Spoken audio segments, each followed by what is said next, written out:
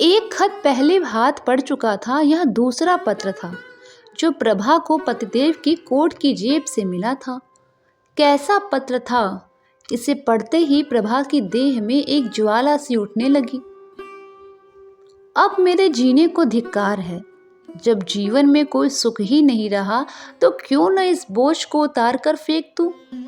वही पशुपति जिसे कविता से लेश मात्र भी रुचि न थी, अब कवि हो गया और कृष्णा को छंदों में पत्र लिखता है।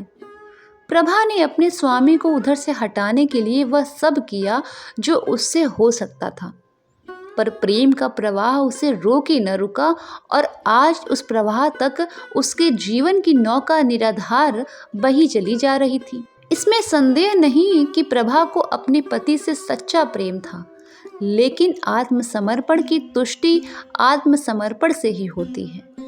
वह उपेक्षा और निष्ठुरता को सहन नहीं कर सकता।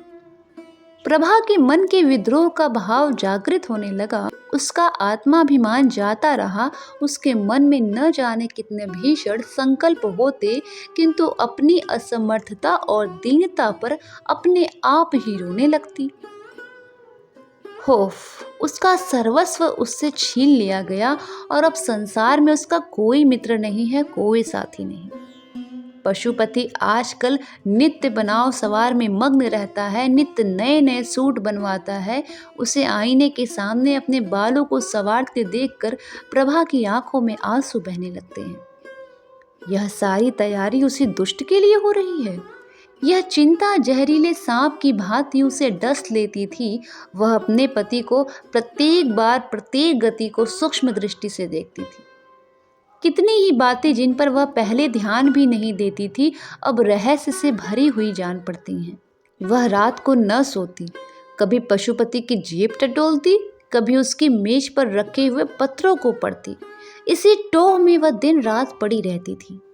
वह सोचने लगी, मैं क्या प्रेम वंचिता बनी बैठी रहूं? क्या मैं प्राणेश्वरी नहीं बन सकती? क्या इसे परित्यक्ता बनकर ही काटना पड़ेगा? आह निर्दयी, तूने मुझे धोखा दिया, मुझसे आंखें फेर ली, पर सबसे बड़ा अनर्थ यह किया कि मुझे जीवन का कलुषित मार्ग दिखा दिया। मैं भी विश्वासघात करके तुझे धोखा देकर क्या कलुषित प्रेम का आनंद नहीं उठा सकती? अश्रुधारा से सींच कर ही सही, पर क्या अपने लिए कोई वाटिका नहीं लगा सकती? वह सामने के मकान में घुंघराले बालों वाला युवक रहता है और जब मौका पाता है मेरी ओर सचिष्ट नेत्रों से देखता है। क्या केवल एक प्रेम कटाक्ष से मैं उसके भीतर, उसके हृदय पर अधिकार नहीं प्राप्त कर सकती? अगर मैं इस भांति निष्ठुरता का बदला लूं तो क्या अनुचित होगा? आखिर मैंने अपना जीवन अपने पति को किस लिए सौंपा था? इसीलिए तो कि सुख से जीवन व्यतीत कर सकूं, चाहूं और चाह बनी रहूं और इस प्रेम साम्राज्य के अधीश्वर बनी रहूं। मगर वे मेरी सारी अभिलाषाएं धूल में मिल गई। अब मेरे लिए क्या रह गया है? आज यदि मैं मर जाऊं तो कौन रोएगा? न ही घी के चिराग जलाए जाएंगे। कृष्णा हंसकर कहेगी, अब बस हम हैं और तुम, हमारे बीच में कोई बाधा, कोई कंटक नहीं। आखिर प्रभा इन कलुषित भावनाओं के प्रवाह में बह चली। उसके हृदय में रातों को निद्रा और आशा विहीन रातों को बड़े प्रबल वेग से यह तूफान उठने लगा। प्रेम तो अब किसी अन्य पुरुष के साथ कर सकती थी। यह व्यापार तो जीवन में केवल एक ही बार होता है, लेकिन वह प्राणेश्वरी अवश्य बन सकती थी और उसके लिए एक मधुर मुस्कान, एक बांकी निगाह ही काफी थी।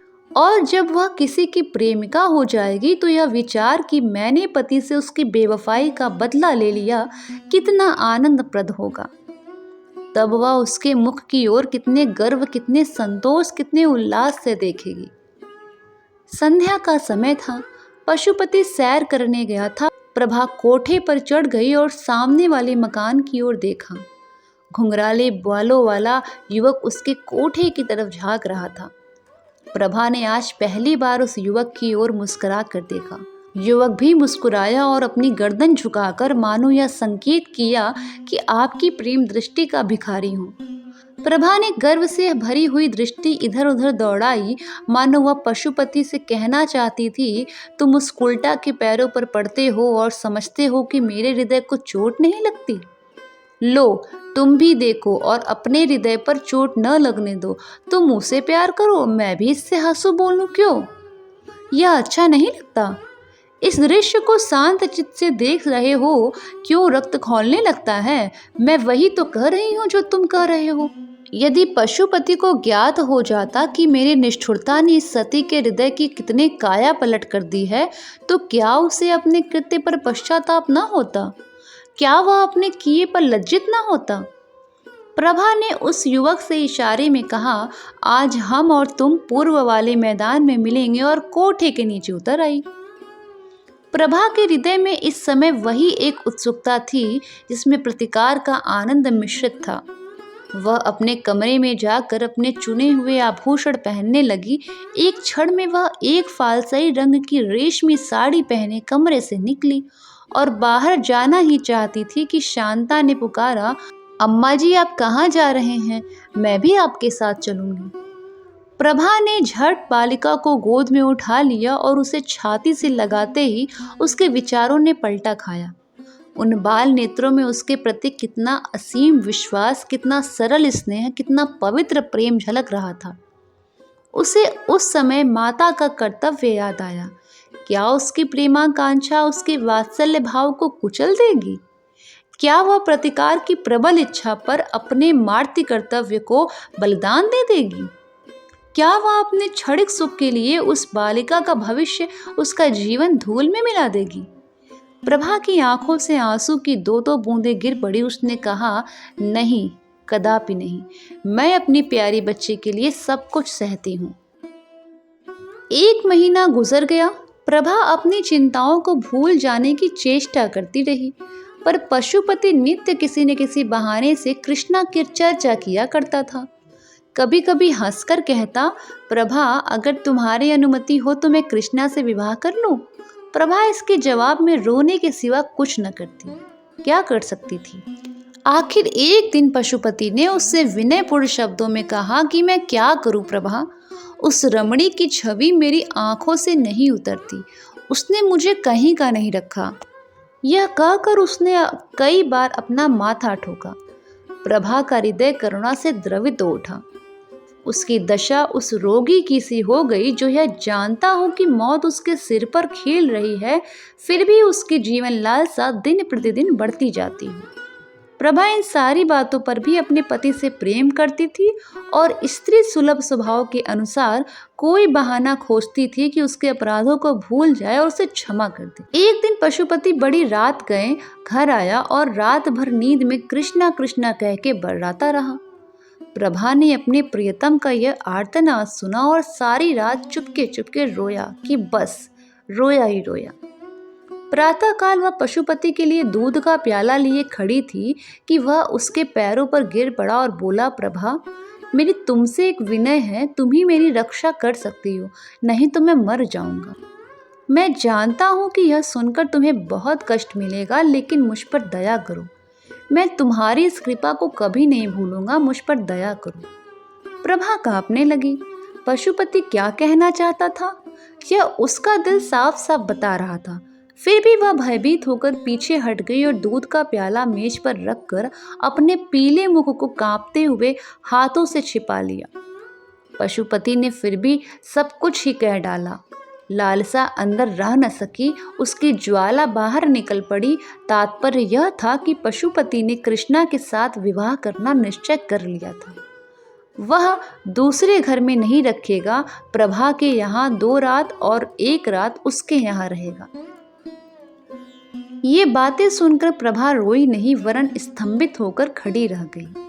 उसे ऐसा मालूम हुआ कि उसके गले में कोई चीज अटक गई है और वह सांस नहीं ले पा रही। पशुपति ने कहा, प्रभा, तुम नहीं जानती कि जितना प्रेम मुझे तुमसे आज है उतना पहले कभी नहीं था। मैं तुमसे अलग नहीं हो सकता। मैं जीवन पर्यंत तुम्हें इसी भांति प्यार करता रहूंगा, पर कृष्णा मुझे मार डालेगी। केवल तुम ही मेरी रक्षा कर सकती हो, मुझे उसके हाथ मत छोड़ो प्रिय। अभाग्नि प्रभा, तुझसे पूछ पूछ कर तेरी गर्दन पर छुरी चलाई जा रही है, तो गर्दन झुका देगी या आत्मगौरव से सिर उठाकर कहेगी मैं यह नीच प्रस्ताव नहीं सुन सकती। प्रभा ने इन बातों में से कुछ भी न किया। वह अचेत होकर भूमि पर गिर पड़ी। जब होश आया कहने लगी, बहुत अच्छा, जैसी तुम्हारी इच्छा, लेकिन मुझे छोड़ दो, मैं अपनी माँ के घर जाऊंगी, मुझे शांता मेरी दे दो। यह कहकर वह रोती हुई वहां से शांता को लेने चली गई और उसे गोद में लेकर कमरे से बाहर निकली। पशुपति लज्जा और ग्लानि से सिर झुकाए उसके पीछे पीछे आता रहा और कहता रहा, जैसी तुम्हारी इच्छा प्रभा वह करो, मैं क्या कहूँ, किंतु मेरी प्यारी प्रभा, वादा करो कि तुम मुझे क्षमा कर दोगी। किंतु प्रभा ने उसको कुछ जवाब न दिया और बराबर द्वार की ओर चलती रही। तब पशुपति ने आगे बढ़कर उसे पकड़ लिया और उसके मुरझाए हुए चेहरे पर अश्रु सिंचित कपोलों को चूम चूम कर कहने लगा, प्रिय, मुझे भूल न जाना, तुम्हारी याद मेरे हृदय में सदैव बनी रहेगी। अपनी अंगूठी मुझे देती जाओ, मैं उसे तुम्हारी निशानी समझकर रखूंगा और उसे हृदय से लगाकर इस दाह को शीतल करूंगा। ईश्वर के लिए प्रभा, मुझे छोड़ना मत, मुझसे नाराज ना होना, 1 सप्ताह के लिए अपनी माता के पास जाकर रहो, फिर मैं तुम्हें जाकर ले आऊंगा। प्रभा ने पशुपति के करपास से अपने को छुड़ा लिया और अपनी लड़की का हाथ पकड़े हुए गाड़ी की ओर चली। उसने पशुपति को न कोई उत्तर दिया और न यह सुना कि वह क्या कह रहा है।